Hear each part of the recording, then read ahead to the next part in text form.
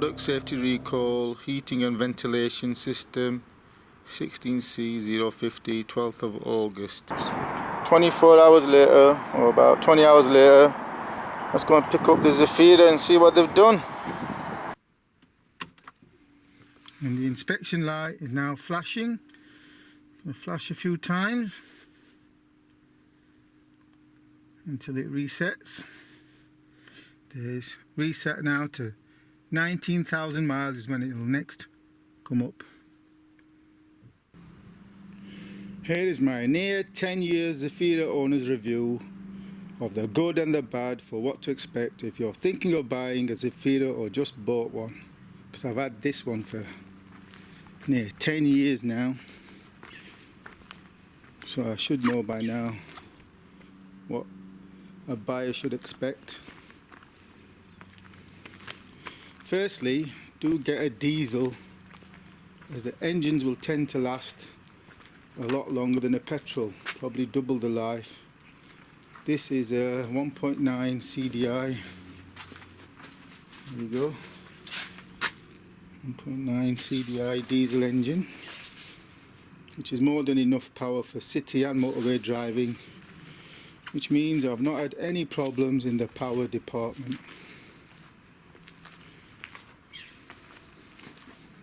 Another thing, the second point is that the lower the mileage the better, not just for wear and tear issues, but also remember that an expensive cam belt change is due at about, I think, 90,000 miles for diesels, which cost me £1,400 at a Vauxhall dealer and probably near half elsewhere. So far my Zafira has done about 112,600 miles, so the next cam belt is not due for some time. Let's take a look inside.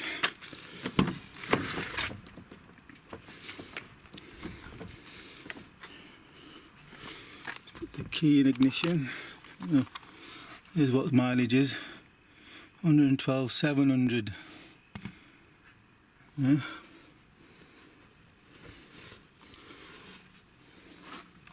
Seven-seater. I keep 6 seats up. So what's the next point? Servicing. Yeah, it should be straightforward. In fact, for the past 6 years I've been mostly self-servicing the minor stuff like brake fluid. Let's open the bonnet up. I can show you everything is.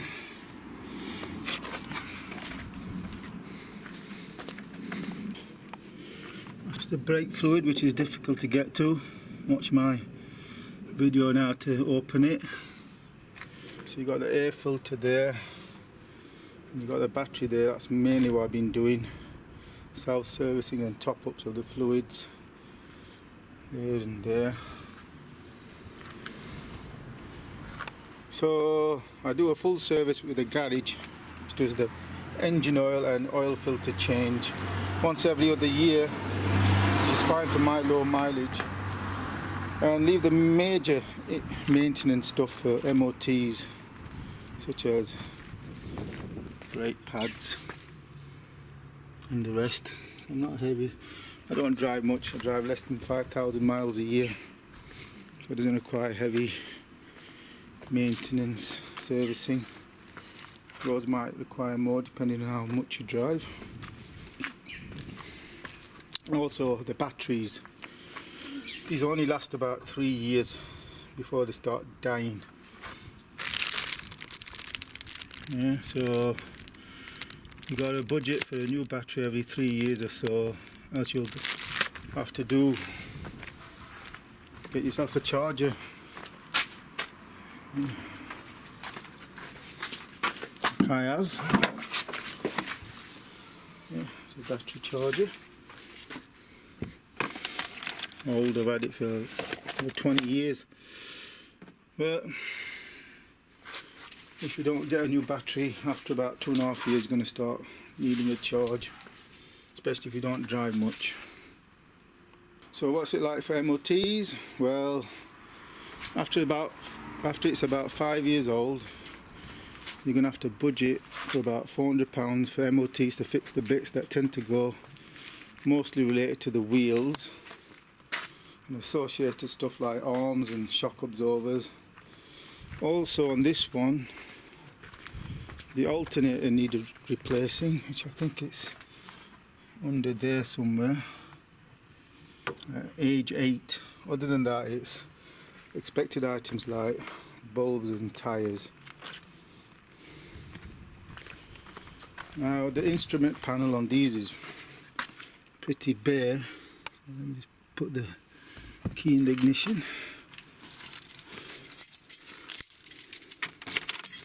Let's turn the heater off, which we got fixed in a recall because the heater died.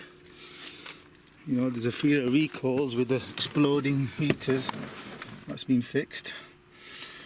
Yeah, the instrument panel is pretty bare. For instance, there's no temperature gauge. But not to worry, as I show in my other videos, how you can easily access the hidden services menu, which gives you loads of information. Overkill. Let's start the engine.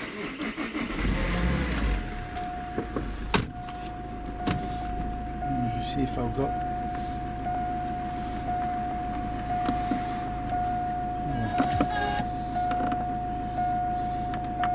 It's not doing it. Oh, there we go. System.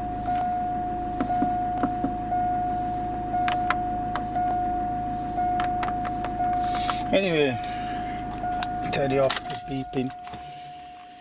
So basically, with you access the services menu, gives you everything, temperature to even the battery voltage.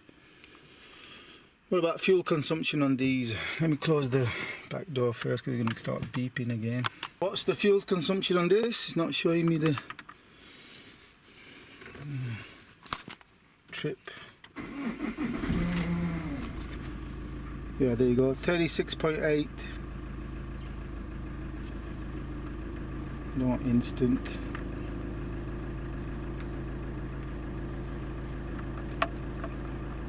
There you go.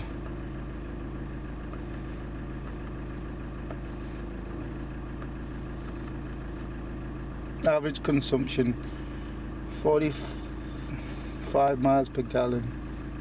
My experience is nearer to 37. So that's because I've done a lot of motorway driving. If you do a lot of motorway driving, you'll get fuel consumption of that, which is very good. But for city driving, you can expect 37 miles per gallon, which is pretty good. Many new cars don't do that. I'm talking about the real MPG, not the fake ones that they advertise them for. So the fuel economy on a diesel Zafira is very good. And I've got this here because I put a camera there. Now another thing to note is that the underside of Zafiras rust. So if you have a Zafira, do clean the underside.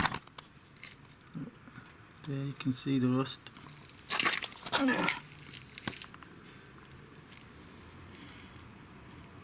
For instance, it's got a spare tie caddy, but the problem is that it rusted, so I couldn't even open it. There, can you see it? Look, you can't open it. I had to force it open. Took over an hour. Then you got a problem with closing it again, so I just left the wheel out. So remember to clean the underside of your Zafiras, otherwise they will rust. It's rust prone. Also beware if you're driving and you smell some burning at the back, and that's okay because every so often, say once a year during cold weather, you will need to clean the particulate filter by regenerating. Yeah, you have to regenerate the particulate filter, which is normally done during sustained driving on a motorway. The first time this happened to me, it did get me panicking until I did some research. So that's 8. Now I come to the 9th problem. Well, 9th point problem. 9th point is this: limp mode. Yeah, that's when your Zafira gets stuck in a low gear. You can't go over 25 miles an hour. That's to protect the engine at around 2000 revs. Luckily it's only happened to me once. I was parked at home and I thought that was it. That was time was up for the Zafira. Anyway, I left it parked up for a week. Started the engine and it was fine. So I think some water must have got in somewhere. Maybe in the electrics. Maybe. Anyway, so I'm leaving it for a week and it worked. So it looks like it dried out. And here's what limp mode looks like. You can watch what happened.